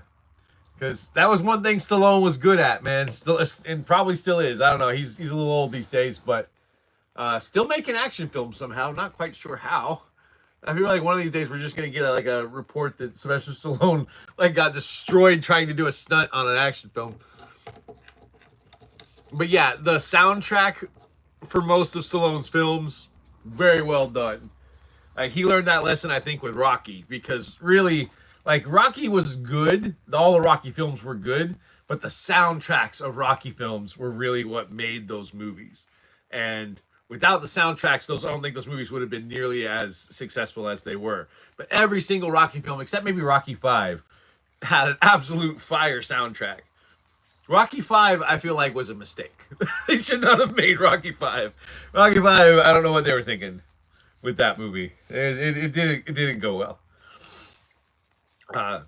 And also, sometimes I've noticed that with bad movies, like, that's one of the things that, like, the music, especially in the 70s, I think it was because of the cocaine, but there were so many of these, like, bad movies they made in the 70s where, like, the soundtrack just didn't fit what you were watching.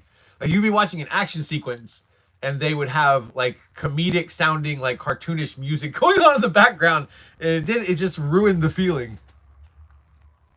Oh, Creed is amazing. But I mean, Ryan Coogler, though, like, holy crap, I don't know if you guys have seen Sinners.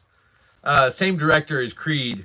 Man, probably the best vampire movie I've seen in decades. So good.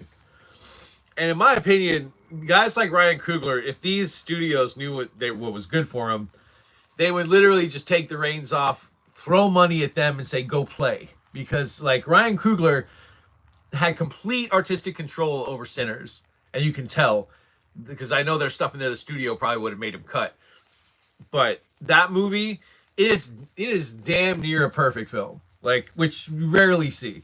And I think that guys like Coogler, they need to just let them cook, man. Give them the money they need for their passion projects and let them make them because they're amazing. Yeah. Oh God. Yeah. Anything Coogler does with Michael B. Jordan, freaking gold, man. Gold. Those two are they're like Johnny Depp and Tim Burton. You know, like it's just a winning combination. I don't know. Although I almost feel like for Tim Burton, Johnny Depp has almost become a crutch. It's like I don't think he can make a movie without Johnny Depp anymore. I don't think he knows how to cast anyone else. I think he just writes his characters for Tim Burton or for Johnny Depp. Tim Burton. And every time he decides to make a movie, he's like, "How can I get Johnny Depp in here?"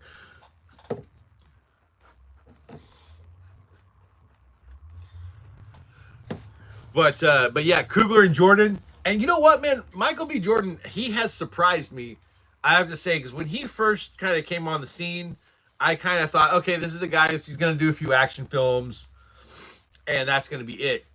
But dude can act, man. Michael B. Jordan, he's good. He's got the physique and the athletic ability for action films. But at the same time, dude can act, man. He can act. I mean, in Sinners, he plays twins. And, Smoke and Stack, which I think is awesome, like Smokestack. He plays twins. And he does it so... They do it so well in that movie with him, between his acting and the special effects. I forgot so many times watching that movie that I was looking at the same actor, doing two different characters, which that's hard to do. Because most of the time when they do like that twin effect, you still kind of get that, okay, this is the same actor just playing two different... Like when Jean-Claude Van Damme did it, in Double Impact. I wasn't going, damn, I forgot that was Jean-Claude Van Damme. I didn't do that. Not that I hate Double Impact. It's another one of my favorite, like, horrible movies. But yeah, Jean-Claude Van Damme wasn't fooling anybody. But Michael B. Jordan in Sinners, holy crap, man. He nailed it. All right, one more. Woot, woot. We're in the final stretch, folks. Final stretch.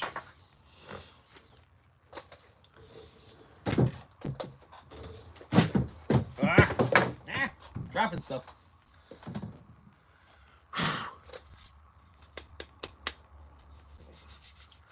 Got it dirty. I have to clean that off later. As in my shop, unfortunately, there is sawdust everywhere all the time. I clean the shop about once a month. Yeah, this is the last one. Last thing.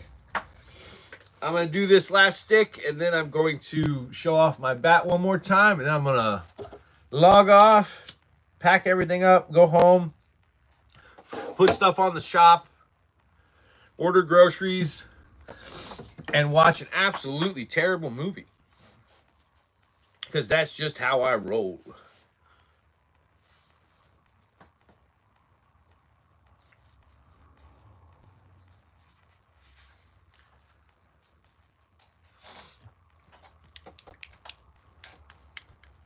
Yeah, this is my last piece of the day.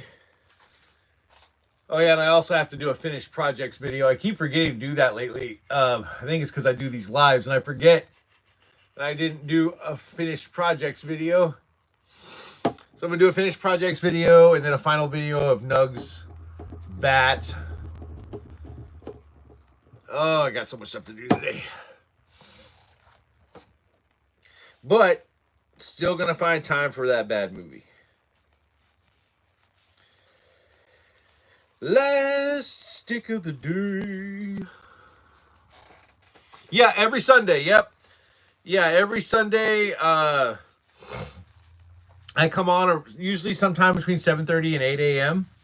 I'm on to do all my finishing work on Sunday. I also do live stream on Saturdays. I do my staining Saturday lives, which is just when I get done with all of my stuff that I build Saturday morning. I have to stain and tongue oil everything, and so I go live while I'm doing that and just show people what I'll be, doing the finishing work for on Sunday, and talk about what I worked on that day, and do my staining and tongue oiling. That's usually a little shorter than this. My Sunday lives tend to be longer. My Saturday lives are usually about, like, I don't know, anywhere from like 30 to 45 minutes tops. My Sunday lives tend to go for at least an hour, if not two, just because it's a lot of stuff to get done. All right, hey, I look forward to it. Will, thanks for hanging out with me this morning. I really appreciate it.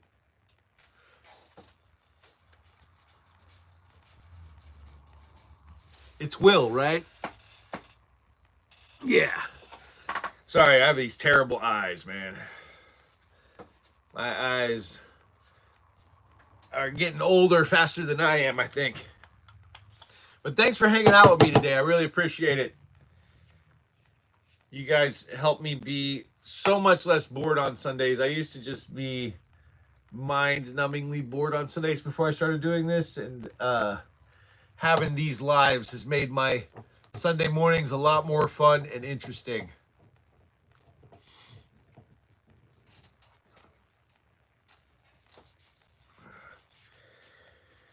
Ooh, here we go.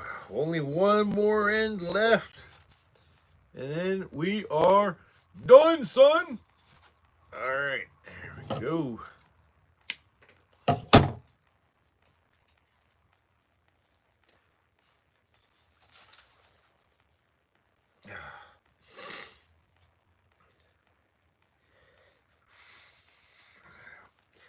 One of these days what I should do is go live in my inventory room so I can kind of show off all the stuff in my inventory room. I have so many things in there.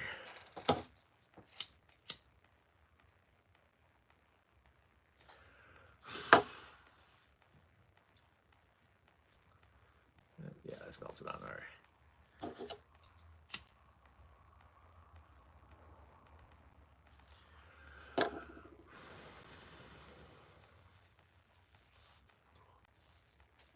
All right, last end, my peoples. Last end.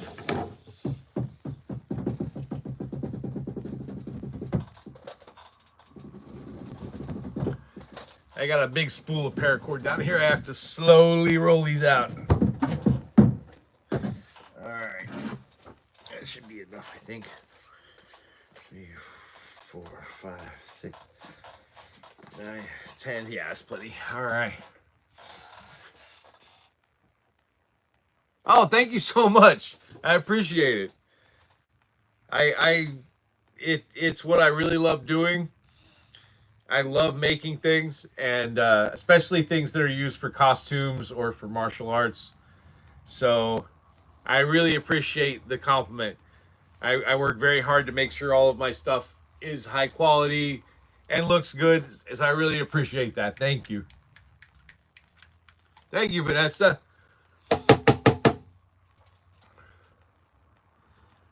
And Will, thank you so much.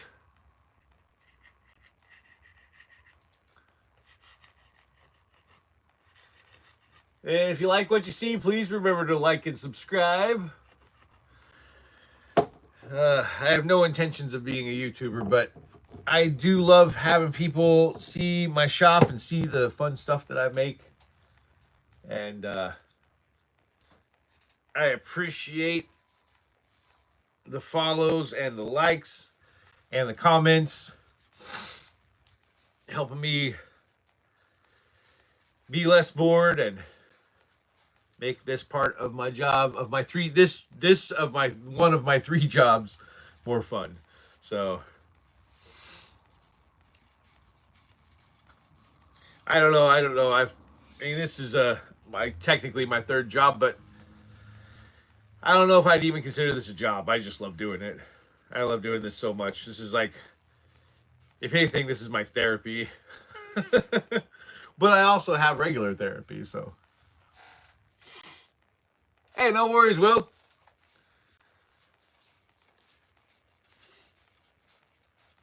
Enjoy your day. Thank you for hanging out with me.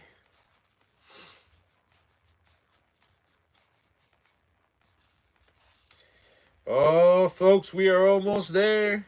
Woot woot. Oh, what did I do? Oh, it got stuck. Crap. There we go. The big spool rolled over on top of the 550 cord, and it's still doing it, causing me problems. There we go. Almost there. Don't ruin this for me. We're almost done. All right. Yes. There we go.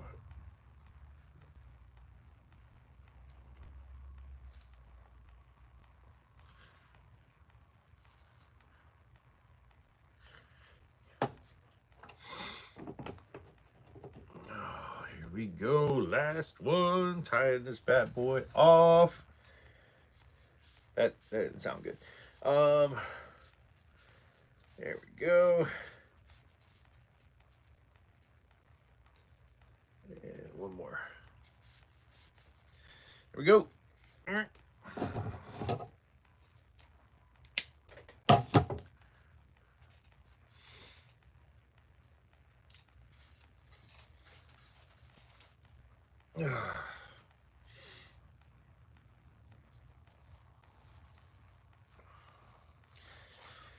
Whew. Yes. Yes. Good. There we go. Sorry for the weird voices. I don't know what's going on with me this morning. All right.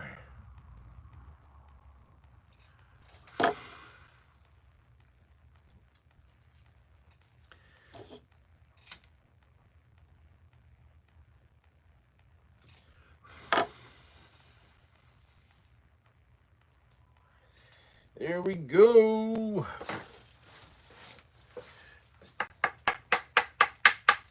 They are done. All right. So that's it. Well, everybody, and it's time for me to call it a day. Again, if you're interested in a custom battle bat, I make these. Just hit me up. You can go to my website, warriorwoodandprops.com. There's a contact me button at the top. Just shoot me a message. Let me know what you're looking for, and we'll get it worked out.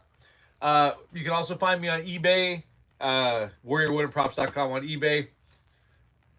And yeah, if you just search Warrior Wood and Props, I'm not hard to find. So anyway, I'm going to take my cool bat and all this stuff and get loaded up. I'm going to go home and watch a bad movie. Feel free to join me over on Instagram for my bad movie stuff. Other than that, I'm about to call it a day. You too. Thanks again, Will, Vanessa, everybody who hung out with me today. Thank you so much. And I will see you all next weekend. Peace.